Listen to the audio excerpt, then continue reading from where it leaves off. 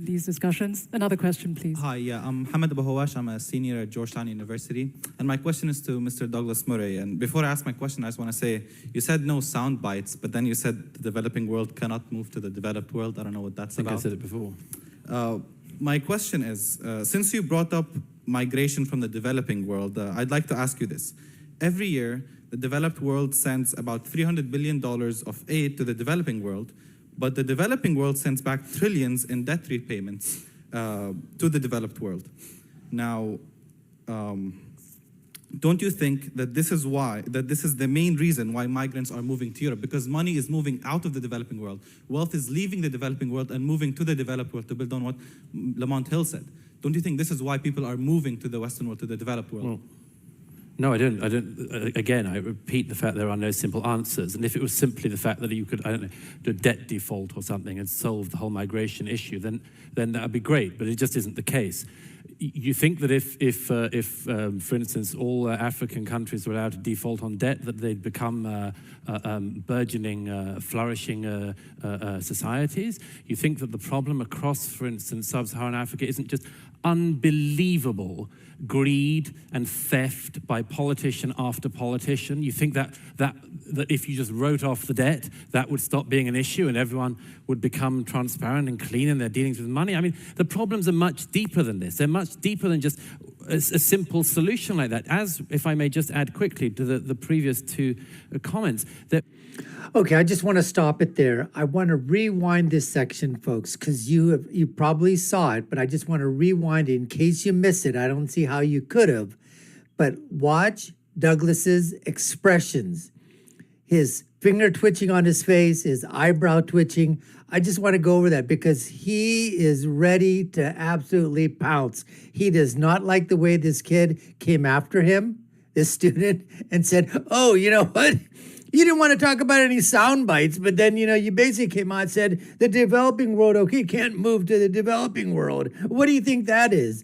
And Douglas's eyebrow just, which I thought his head is about to freaking explode. Let's go back and see that all over again, and then we'll continue with Douglas's answer. Okay, so we're going to go that cut right now. Discussions. Another question, please. Hi, I'm Hamad Abu Hawash. I'm a senior at Georgetown University. And my question is to Mr. Douglas Murray. And before I ask my question, I just want to say, you said no sound bites, but then you said the developing world cannot move to the developed world. I don't know what that's about. I said it before. My question is... So here, watch this, okay? You just have to watch it. This finger just goes back and forth, back and forth, back and forth, back and forth, or whatever. Look at his eyebrows. Look at the eye contact. I mean... He did not like the way that kid, and listen, that's perfectly fine. That kid comes out, okay, you know what? You got to do a little give and take over here. Douglas, you got to understand that. But he does not like the way this is starting right off. That's just, okay, Doug, you got to continue on. Let's see. Anyway, let's watch together. Since you brought up migration from the developing world, I'd like to ask you this. Every year, the developed world sends about $300 billion of aid to the developing world, but the developing world sends back trillions in debt repayments to the developed world. Now, look at his eye twitch. That this is the main reason why. Look at his finger twitch. Because money is moving out of the developing world. Wealth is leaving the developing world and moving to the developed world to build on what Lamont Hill said. Don't you think this is why people are moving to the Western world, to the developed world? Well, no, I don't. Again, I repeat the fact there are no simple answers. And if it was simply the fact that you could, I don't know, do a debt default or something and solve the whole migration issue, then that would be great. But it just isn't the case. You think... I just wanted to play that over again because I just thought that was so funny. And he was so perturbed and so put off by the question. And like I said before, that student, I mean, he acted respectfully. He didn't act, in terms of that. But he came out and, hey, listen, that sort of could be a soundbite. There's no doubt about that. So anyways, give props to the kid for asking the question. Give props for Doug to answer the question. Because like the kid was saying, don't you think that's the reason? Because of all these loans, people want to leave? People just want something better. If they can see it on the other side of the mountain, the other side of the ocean, the other side of the desert, they're going to try to go there. The world is always going to try to go to the west. That's what most of the people in underdeveloped nations, that's what they're trying to do for the most part, whether it's for economic disparity, whether it's for food disparity, whether you want to, climate disparity, whatever you want to call it, for better education, for safety, for security, whatever the reasons. People want to move to someplace where they can feel safe and raise their families. And if that's in the West and other countries, that's where they want to go. The question becomes is, how can the people in the West, Western countries, how can we absorb the refugee crisis, the migrant crisis, the illegal alien, invasion crisis? How can we absorb all of that and then not lose the identity of the country that is trying to absorb all these refugees? That's the big question. Anyways, let's continue on with Douglas Murray's answer to this young man's question. I think that if for instance, all African countries were allowed to default on debt, that they'd become burgeoning, flourishing societies. No I think way. The problem across, for instance, sub-Saharan Africa isn't just unbelievable. Take a look over here now. This is the young Iranian woman who fled her country as a refugee. She is really, I think she's awestruck by the way that, Douglas Murray is answering this question. And, in her part, when she was talking, I think she aligns a lot more with Douglas Murray than she does with Mark Lamont Hill. Anyways, let's continue with Douglas's answer.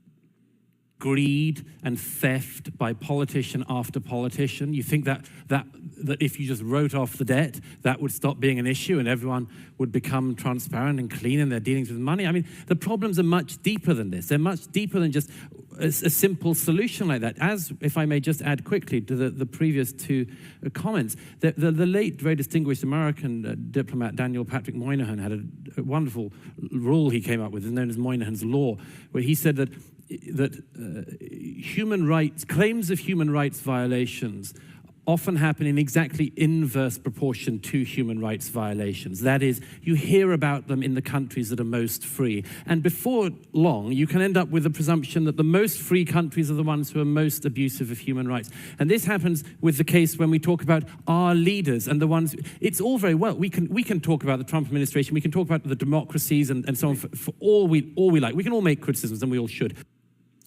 Now, this kid, see, he doesn't like the answer that he's getting from Doug, and Doug is absolutely brilliant in his response right here, folks. Brilliant. He basically says that Daniel Patrick Moynihan's law is that the more you hear about human rights violations in a place, the less they are.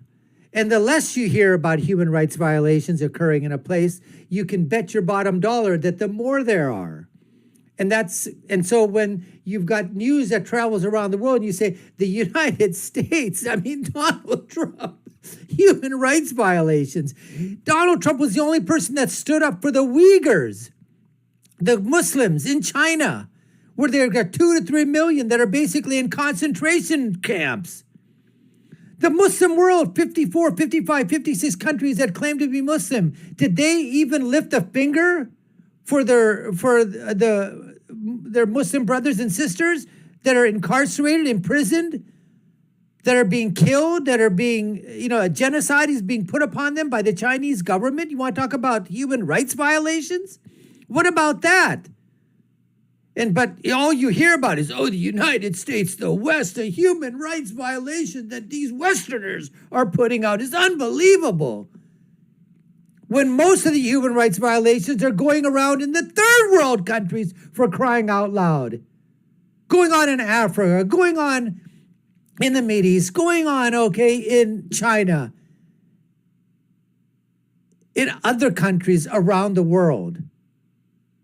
Sub-Saharan Africa, in Egypt, you name the country that's out there, there are tremendous amounts of human rights violations going on. But it's easier to pick on, Orange Man and Trumpsters and people that support Trump and Republicans and conservatives. And then basically minimize the fact what's going around the world with dictatorships and how the way that they are incarcerating and keeping their people locked up. But this kid did not like that answer at all. Anyways, tough! That's what we say, tough. Let's get back to Douglas and his answers.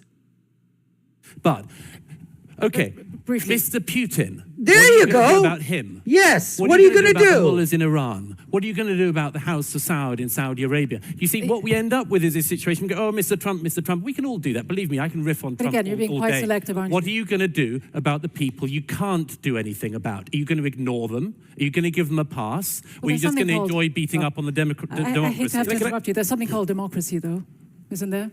Elections. For sure.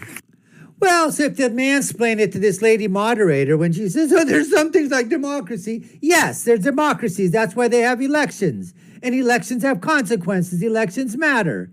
And so they elected Donald Trump in 2016. And guess what? His administration is in charge.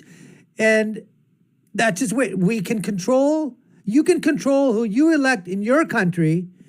You don't have much of a chance of controlling elections, and we shouldn't be controlling elections in other parts of the world. We should be worried about our part, the Western part of the world.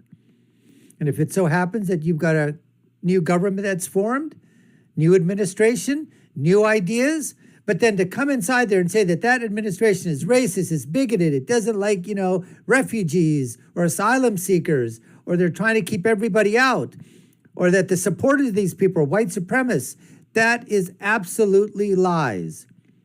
And you can use that rule that Douglas brought up about Daniel Patrick Moynihan. The more you talk about something, the less of it's occurring. The less you talk about something, you can bet your bottom dollar that the more of it is occurring. Anyways, we appreciate you taking the time to watch. You've been watching the Dr. Nasir Shaikh Show. I'm your guest host. My name is Dr. Nasir. If you haven't done so already, subscribe to our channel, hit that notification bell, like, share, and follow us. Let us know what you think. Check out our video links above and below. My final thought, as always, is when you're right, you're right. And when you're left, you're wrong. Until next time, folks, take care and stay safe.